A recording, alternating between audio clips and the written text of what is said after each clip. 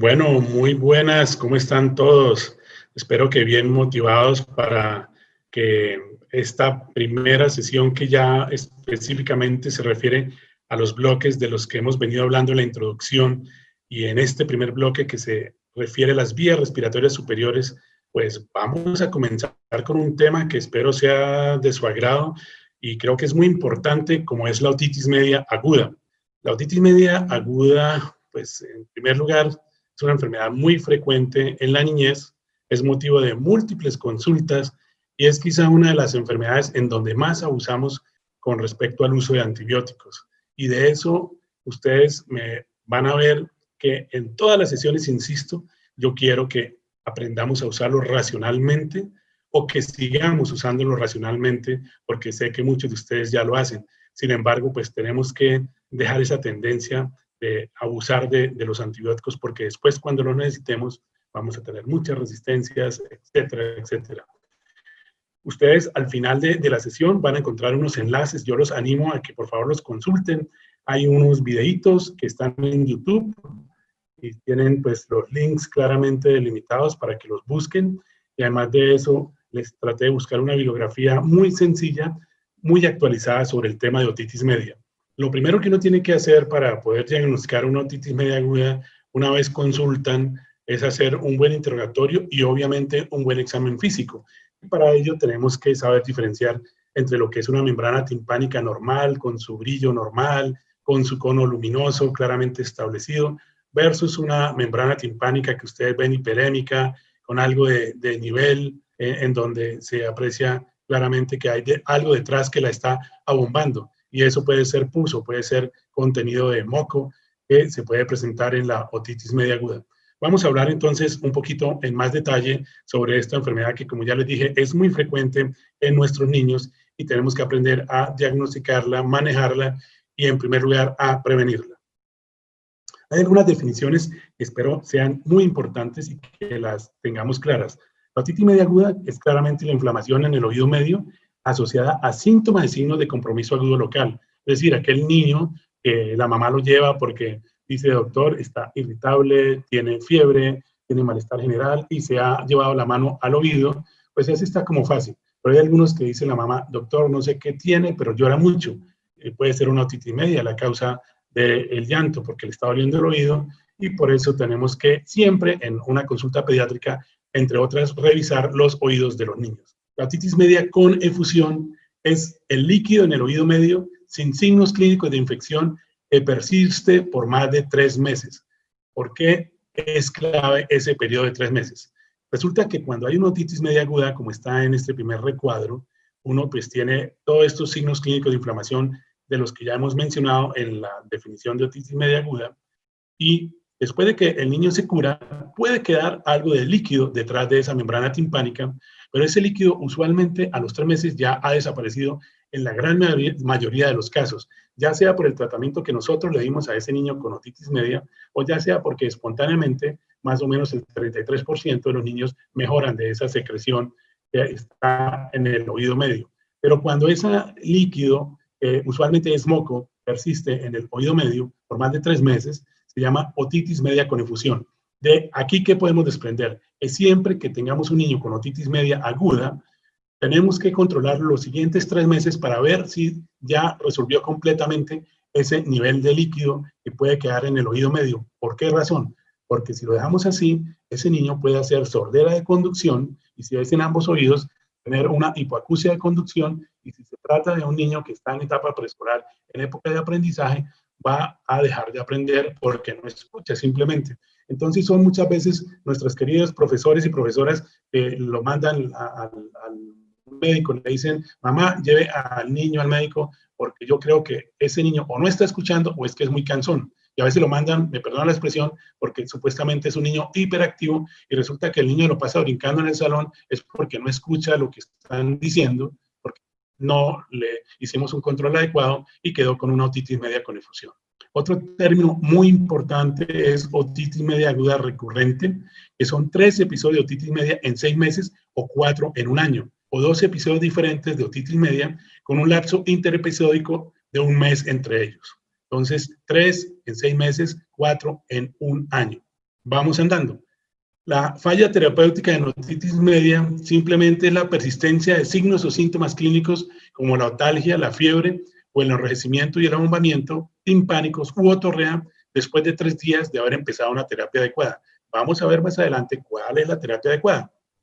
Otra es la otitis media crónica supurativa. Se llama crónica porque tiene otorrea por más de 6 semanas. En este caso no son 3 meses, sino 6 semanas y está supurando.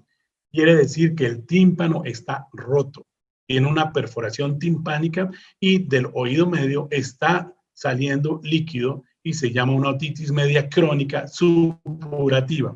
Y la otitis media complicada, como vamos a ver mucho más adelante, es aquella que puede presentar algunas enfermedades adicionales complicando la otitis media, como es la mastoiditis, la sordera de conducción o neurosensorial, la parálisis facial, puede haber meningitis incluso relacionada con una otitis media, abscesos cerebrales, petrocitis, colesteatomas, entre otras.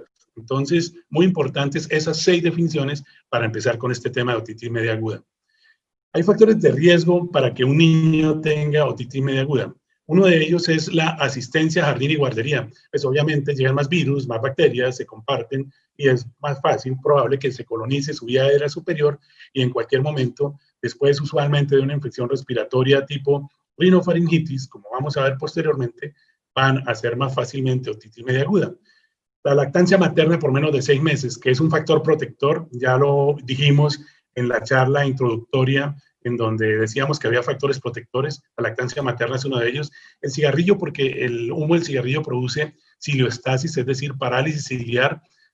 Ustedes saben que las cilias son aquellos cepillitos que limpian el tracto respiratorio y el oído también tiene de alguna manera esas cilias. Las anomalías craniofaciales, cuando hay malformaciones craniofaciales, por ejemplo, en niños con algunas Treacher-Collins, con algunas enfermedades que producen malformaciones faciales, fácilmente pueden tener una alteración de la anatomía de la trompa de Eustaquio y eso permite que haya más fácilmente también otitis media. Los niños con síndrome de Down también por anomalías craniofaciales, pero también porque pueden tener inmunodeficiencias o pueden tener alteración ciliar.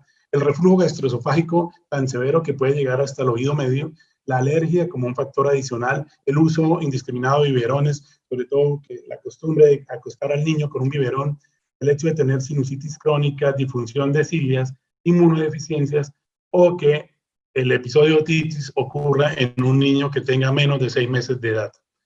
También, entonces, ya teniendo en cuenta cuál es el grupo de edad más frecuente, menores de 5 años, por muchas razones que son anatómicas y algunas razones inmunológicas, los niños pueden tener otitis media aguda, pues aparecen guías que relativamente eran nuevas hace unos 10 años, ya tienen una década, pero siguen siendo vigentes en cuanto al enfoque apropiado. Y miren que en esas guías se habla de las definiciones, se habla de otitis media aguda, como ya lo mencionamos, de otitis media con efusión, de otitis media crónica supurativa y otitis media aguda recurrente.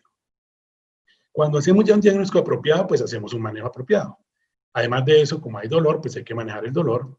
Hay que definir, porque hay grupos que definen si se maneja o no se maneja con antibióticos. Hay que hacer una valoración audiológica, no inmediatamente en el momento de la otitis media, pero sí en el periodo de seguimiento para ver si el niño no ha tenido una pérdida de la audición. Hay que evaluar las complicaciones y adicionalmente, pues tener en cuenta, como ya dije, si hay factores de riesgo que puedan hacer que la otitis sea más compleja. Entonces, el diagnóstico se basa en 4 pilares fundamentales. El diagnóstico clínico, el diagnóstico otoscópico, que es hacer un examen bien realizado del oído medio, que no es fácil hacerlo. Hay tapones de cera que a veces no lo permiten. Hay niños que patalean, que a veces tampoco lo permiten. Además, un examen audiológico, como ya dije, para evaluar cómo está la audición, para ver si no hay líquido en el oído medio, con una timpanometría, por ejemplo, o con una audiometría tonal, o con una logoaudiometría, o con unos potenciales evocados auditivos. Y podríamos utilizar métodos diagnósticos como imágenes que no solemos hacer rutinariamente. A veces las hacemos, sobre todo cuando puede haber complicaciones como algunas de las que ya dije, y las vamos a ver más adelante. Esto simplemente para que recuerden. Un niño de 2 años con abombamiento y eritema importantes, miren que no se ve para nada el cono luminoso, miren cómo se ve esa membrana timpánica vascularizada, miren cómo se ve abombada, y eso es porque el niño tiene otitis media aguda, consultaron por fiebre, dolor de oído, irritabilidad, a veces tienen vómito, a veces hasta diarrea como reflejo, y en fin, pueden tener pues solamente síntomas como irritabilidad o solamente fiebre, y uno tiene que buscar en dónde está la causa de la fiebre. O esta es una niña de 5 años en donde el tímpano está que se rompe, está muy abombado, ¿sí? Y una opacidad completa, y también se trata de una pacientica con otitis media aguda. En el diagnóstico es muy importante la otoscopia. Miren que esta diapositiva trae una imagen en donde, si ustedes son observadores, se está moviendo la membrana timpánica. ¿Eso por qué? Porque estamos haciendo una otoscopia neumática. Si ustedes son observadores y miran en la parte lateral del otoscopio, de la cabeza del otoscopio, hay como un huequito. Ese huequito tiene una función, por si no lo sabían. Yo creo que todos lo saben, pero algunos de pronto puede que no. Y allí es donde se introduce la perita, que con un manguito que uno insufla, y a través de ese orificio le entra al oído del niño aire que uno está haciendo, modulando la presión con esa perita, como la que se utiliza la perita de los tensiómetros que uno hace. Entonces uno con una presión suave, de tal manera que evalúe si esa membrana timpánica se está moviendo o no. La membrana timpánica usualmente tiene movilidad porque detrás de ella no hay nada líquido. Entonces, en el oído medio, pues se mueve si uno le pone una presión en el oído externo y la hace desplazar cada vez que uno lo insufla. Pero si detrás de esa membrana timpánica hay líquido, pues el movimiento va a estar disminuido. Entonces, la otoscopia neumática es muy importante para uno saber si detrás de ese oído hay líquido o no hay líquido. Ahí ustedes ven alguito de opacidad aquí en este lado, pero ven perfectamente el cono luminoso, se alcanza a ver la cadena de huesecillos comenzando por la parte central, que ustedes ven muy bien delimitada en esta membrana timpánica, y ven que se está movilizando la membrana timpánica cuando se está insuflando. Eso quiere decir que esta membrana timpánica está sana. No necesariamente ustedes vayan a insuflar a un niño que tenga el tímpano que casi se le rompe, que esté rojo ahí, que ustedes le ven casi saliendo la pus, porque eso va a ser muy doloroso. Y la otoscopia neumática realmente es cuando ustedes ven una membrana timpánica algo opaca y que tengan dudas que ahí detrás hay algo, pues háganle la neumatoscopia. Además de eso, la impedanciometría, que uno no pide necesariamente al momento del diagnóstico, pero puede ayudar para saber si detrás de ese tímpano hay algo que está impidiendo que se mueva. Pues la impedanciometría simplemente lo que hace es que produce una onda que uno busca que se vaya hasta el tímpano y que se refleje nuevamente hacia un sitio en donde se obtiene el registro de retorno de la señal. Generalmente entonces va hacia el sitio, hace el pico de regreso y regresa adecuadamente. Esa es la curva tipo A, que es normal, que es la de un oído que no tiene líquido en su porción media. Pero entonces puede haber unas que son tipo B, que son planas, que quiere decir que chocó y se devolvió, porque ahí detrás del oído hay algo que impide que esa membrana timpánica refleje el movimiento, la impedancia, ¿sí? Y entonces se vea plana. O hay unas que se desplazan un poco más hacia la izquierda, y eso quiere decir que la presión dentro del tímpano está alterada, y eso puede ser porque hay una disfunción de la trompa de Eustaquio. O hay una curva que es normal pero muy pequeña. Eso quiere decir que de pronto hay algo, pero una cantidad mínima, que no deja que retorne la señal de una manera adecuada. Y algunas que hacen un gap también, en donde hay algo de líquido que también puede estar molestando. Pero en general la tipo A es la normal, la B líquido y la C disfunción de la trompa de Eustaquio. Y cuando ya tenemos el diagnóstico clínico con la historia que ya hemos comentado, hacemos una buena otoscopia, tenemos de pronto, si acaso, ante la duda, una impedanciometría, pues tenemos que empezar a decir eso que le está produciendo al niño la otitis media aguda. ¿Y cuáles son los gérmenes más importantes? El neumococo, en un 30-50% de los casos. El hemoinfluenza en nuestro país, el no tipificable, es muy importante. porque los tipo B han disminuido notoriamente luego de la introducción de la vacuna contra hemófilos influenza tipo B, que se aplica en nuestro país desde 1997 aproximadamente, si no me falla la memoria. La Moraxella catarrhalis estaría en el tercer lugar, y otras bacterias como el Staphylococcus aureus y el Streptococcus pyogenes son también importantes. En un estudio que hizo un querido colega infectólogo pediatra en Cali, el doctor Pío López, y un grupo de trabajo que tiene allí, demostró que el 60% del aislamiento de las bacterias en el oído de niños era neumococo, influenza, hemófilis influenza, perdón, porque si no se confunden de pronto con influenza virus, hemófilis influenza no tipificable en 35% y estafilococo aureus en un 5%. Entonces, de nuevo se resalta que la etiología principalmente viral, pero dentro de las bacterias, el neumococo, el hemófilo influenza no tipificable y la Moraxella catarrhalis son las más importantes. Los virus como el sincitial respiratorio, el adenovirus y el rinovirus juegan un papel significativo. Miren la forma del pabellón auricular, el oído externo, llegamos pronto al oído medio, y ahí es donde está la trompa de Eustaquio, perdón, después está la trompa de Eustaquio, aquí estaba diciendo mal, perdón. Está el pabellón auricular, está el conducto auditivo externo, está la membrana timpánica, y aquí viene la trompa de Eustaquio, y ahí es donde se comunica con la parte posterior, el anasofaringe, y eso es lo que permite que el oído medio esté bien ventilado. Cuando eso no sucede, es que se produce esa disfunción tubaro-timpánica a la que yo me refería y que produce alteraciones de la curva de impedanciometría. Además de eso, si hay líquido aquí en el oído medio, pues entonces no se va a producir esa impedancia normal, y esa curva tipo B es la que va a ser característica en los niños con otitis media aguda. Entonces, de nuevo aquí está anotado cuáles son los gérmenes más frecuentes, antibióticos, y con ello podemos definir después cuál es el antibiótico, cuando vamos a definir emplear antibiótico. Como vamos a ver más adelante, con algún grupo de niños, con algunos requerimientos y algunas condiciones especiales, no les damos antibiótico, y a otros sí les damos antibiótico. Entonces, de nuevo, virus y bacterias.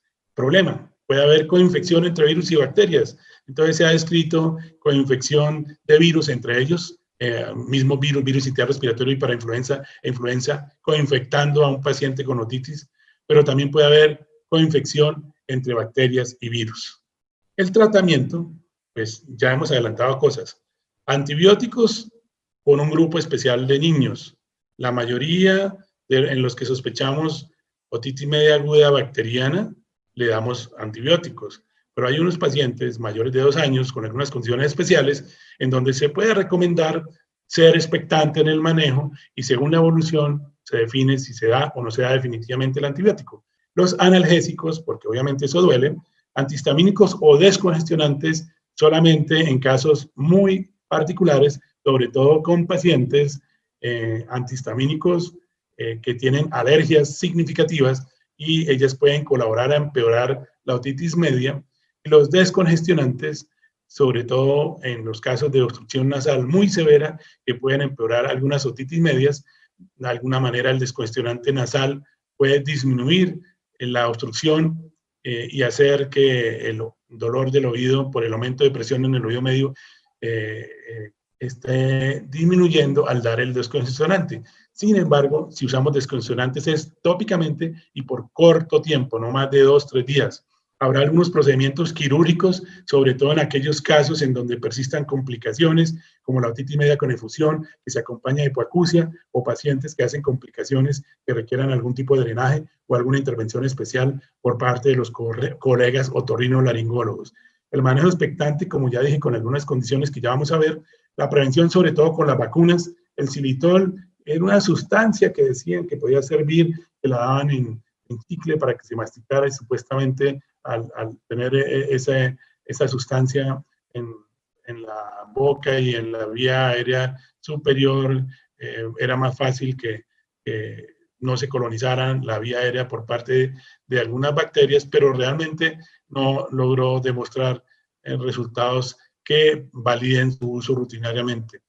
Intervenir en los factores de riesgo. Obviamente, si un niño está recibiendo biberón a todas horas, si un niño está en cada momento además de esto, en guardería y no tienen normas adecuadas de manejo de la infección respiratoria, pues habrá que buscar una medida para evitar que esté haciendo repetitivamente la otitis media. Y el seguimiento, como ya les dije, muy importante. Si no hacemos un seguimiento, no podemos saber si van a tener complicaciones o no los niños con otitis media aguda y por lo tanto corremos riesgos de que ellos tengan problemas posteriormente y no lo sepamos.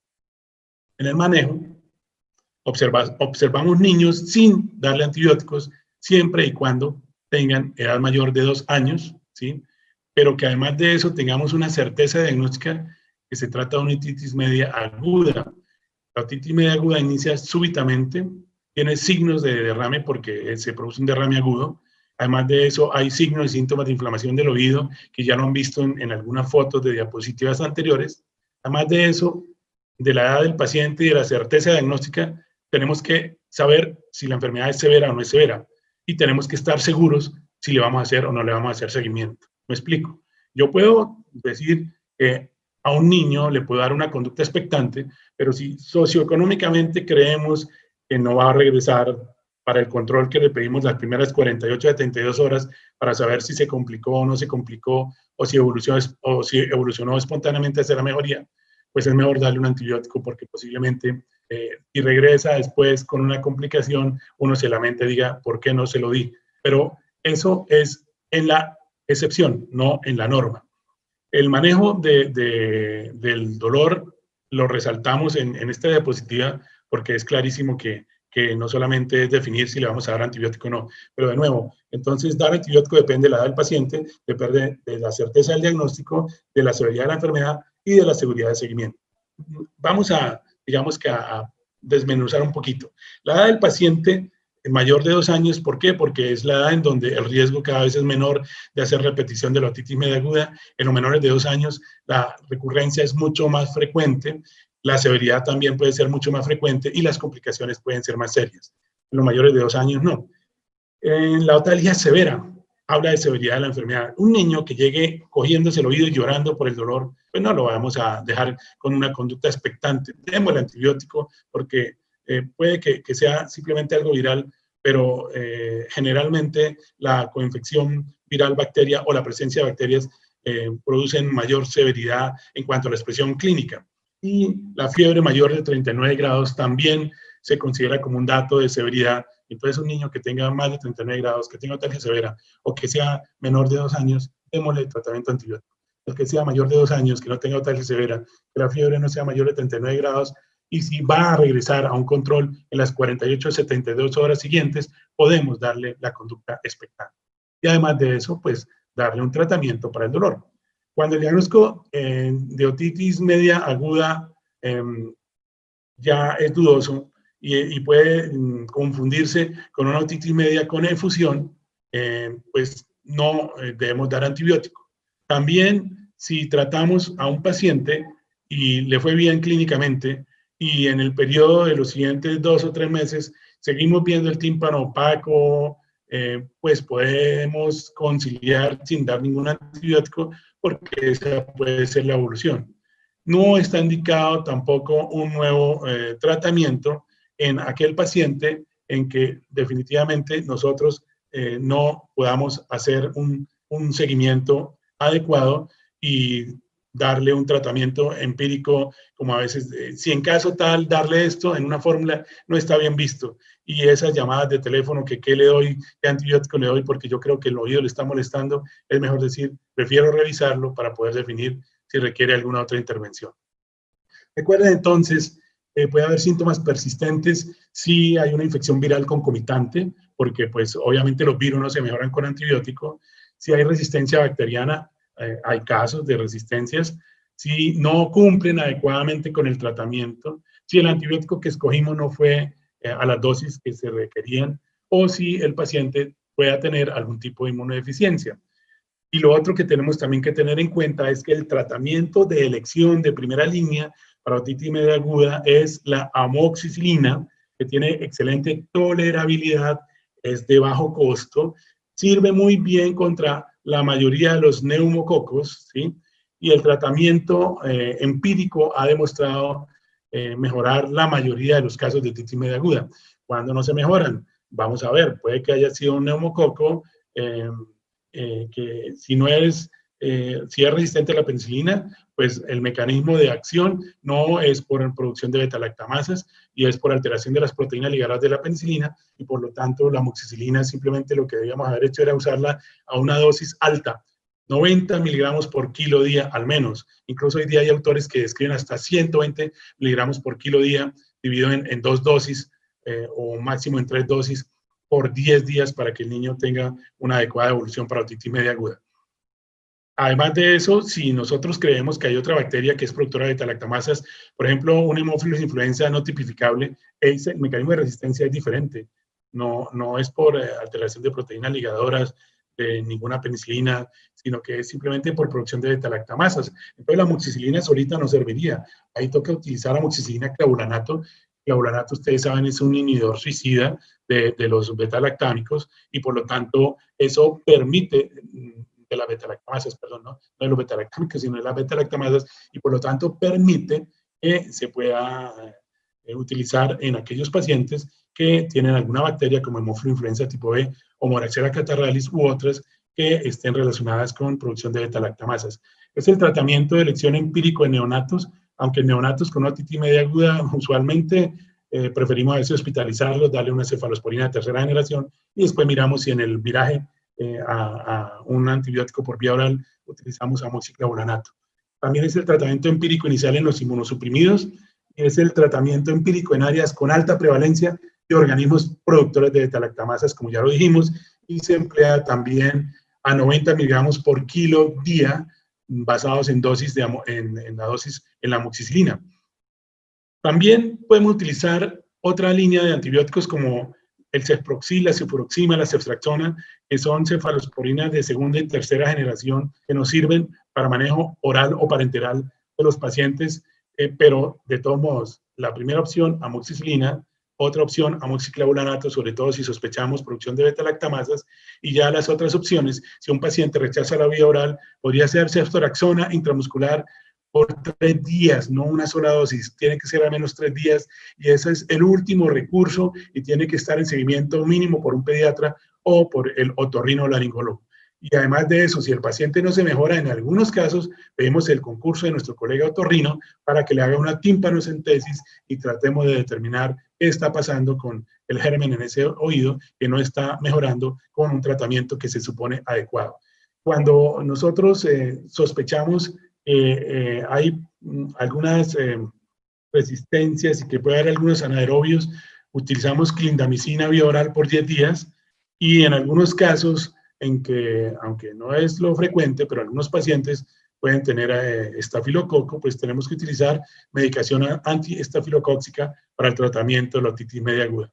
Yo no los quiero enredar ahora para finalizar con este algoritmo, pero me gusta mucho porque es un algoritmo reciente, publicado en UpToDate en este año, en donde dice que si un niño tiene una otitis media aguda, uno tiene primero que creer que es sensible a la terapia con amoxicilina, y entonces si este niño no tiene alergia a la penicilina, pues entonces se le da amoxicilina y en las primeras 48 a 72 horas debe haber mejoría. Si en ese tiempo no hay mejoría y ha habido buena adherencia, entonces se le pasa amoxicilina clavulanato y en 48 a 72 horas ese niño tiene que estar mejor, y si no está mejor, tenemos que revalorar nuevamente y definir si se da una tercera línea de antibiótico o referimos para que nos revisen si está pasando algo.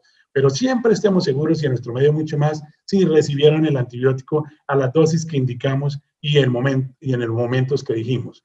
Eso es muy importante. Si por el contrario hay alergia, y sobre todo alergia tipo 1, es decir, con reacción de hipersensibilidad inmediata a la derivada de la penicilina, pues entonces nosotros tenemos que utilizar acitromicina, claritromicina o clindamicina, o podemos tratar de utilizar, si no se trata de una alergia de hipersensibilidad tipo 1, unas cefalosporinas como el cefdinir, la cefpodoxima, la cefuroxima, o como ya les decía, la ceftriaxona intramuscular. Pero de nuevo, la gran mayoría responden a la amoxicilina, otro porcentaje significativo amoxiclavulanato, y los otros ya con las conductas que estamos mencionando.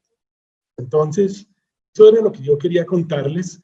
Los enlaces están aquí, motívense por favor, miren, esta charla de otitis media aguda no es más de 9 minutos, esta otra PDF en donde están todo lo que tiene que ver con la generalidad de otitis media aguda en pediatría, y una revisión para la atención primaria, que yo creo que les va a gustar bastante y posiblemente van a resolver muchas de las inquietudes que hayan quedado de esta charla, y además vamos a tener un encuentro sincrónico en donde nos vamos a ver para tratar, por ejemplo, este caso. Lo voy a enunciar rápidamente.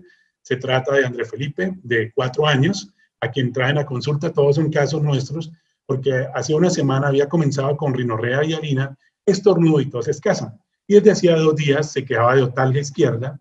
La mamá le dio 10 gotas de acetaminofén, le aplicó unas goticas que le vendieron en la farmacia y le dio 2 dosis de trimethoprim sulfa suspensión. Y ahora tiene vómito y fiebre. Como antecedentes de importancia, hace 3 meses presentó supuración por el oído derecho, hace 6 y 9 meses presentó infección en el oído izquierdo, le dieron también trimethoprim sulfa por 7 días y cefalexina y amoxicilina por 10 días respectivamente. No lo ha vacunado desde los 12 meses, tampoco se le aplicó neumococo, se alimenta con seno, 4 teteros de leche de vaca al día y las comidas propias de la familia. Asiste a guardería y según la mamá habla poco. Entonces, el niño ingresa al consultorio con llanto, tomando un biberón de colada de plátano, pesa 14 kilos, tiene una talla de 100 centímetros, un perímetro cefálico de 50 centímetros, la temperatura de 38,7 con una frecuencia cardíaca de 120, una frecuencia respiratoria de 28, una otoscopia derecha en donde el conducto auditivo externo tiene cerumen que impide ver el tímpano y el tímpano izquierdo está bombado, muy hiperémico y sin cono de luz. Además hay rinorrea y hialina. La dentadura tiene caries, la auscultación cardiopulmonar es normal y el resto del examen físico también está normal. Eso como un primer caso clínico. Las preguntas están en la plataforma Moodle, las van a tener allí disponibles para que las revisen, y en nuestro encuentro, cuando nos veamos en una próxima oportunidad, entonces vamos a resolver las dudas. Y este segundo caso es de Tatiana, que es una niña de 5 años. La mamá la llevó a consulta porque en el jardín infantil le dijeron que era muy distraída y que además era hiperkinética, y además habla poco y todo lo está pidiendo por señas. Como antecedentes importantes, la mamá cuenta que la niña ha sufrido de los oídos desde los 2 años y ha tenido que ir al menos una vez cada 6 meses por dolor de oídos, recibiendo amoxicilina, acetaminofén, loratadina y suero nasal en todas las consultas, excepto en la última, que fue hace 4 meses, cuando el médico le dijo que tenía los tímpanos rojos y que lo demás estaba muy bien, y que le dio cetiricina, cefalexina e ibuprofeno. La niña tiene un esquema del programa ampliado de inmunizaciones completo hasta los 18 meses y la alimentación es completa, equilibrada, suficiente y adecuada. Tiene 3 hermanos que sufren de muchas gripas. El papá es fumador, pero solo lo hace en el balcón, así nos dicen siempre. Y en el desarrollo psicomotor es evidente un retraso en el área del lenguaje. La revisión por sistema, la niña ronca y sufre de prurito nasal frecuentemente. Y al examen físico, Tati, como le dice la mamá, tiene un peso de 20 kilos, una talla de 108 centímetros, es decir, nutricionalmente no está nada mal, un perímetro cefálico 51 centímetros, frecuencia cardíaca 92 por minuto y respiratoria 20 por minuto, no tiene fiebre, los tímpanos están opacos, no se ve el cono de luz, no hay movilidad de la membrana timpánica en la neumatoscopia, el derecho tiene una cicatriz central y la mamá recuerda que hace un año supuró por ese oído. Los cornetes están pálidos, ocluyen un 70% de las fosas nasales y las amígdalas son de apariencia normal, y el resto del examen físico dicen que está bastante bien, o lo encontramos bastante bien. Es hora entonces de responder el cuestionario. Los dejo entonces, les deseo muchos éxitos con esta primera sesión de otitis media aguda y nos vemos en una próxima oportunidad. Un gran abrazo y saludos, y hacemos de Santander un mejor departamento con estas sesiones en donde todos aprendemos. Muchas gracias.